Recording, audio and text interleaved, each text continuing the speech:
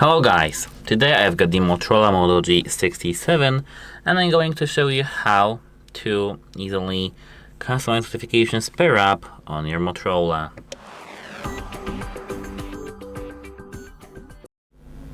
So, at first open the settings, open notifications here, and now tap app notifications.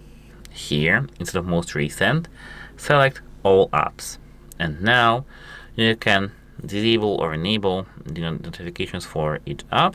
And if it's some application that is, as you can see, some more advanced, like for example Messenger, you can click on it and here manage the additional settings in the app. For example, here we have Chrome. Sites usually send notifications so that you know something. Sites can ask for notifications or don't allow to sites notifications, and this is the same for each application over here. That's it. Hope it helps you, and goodbye.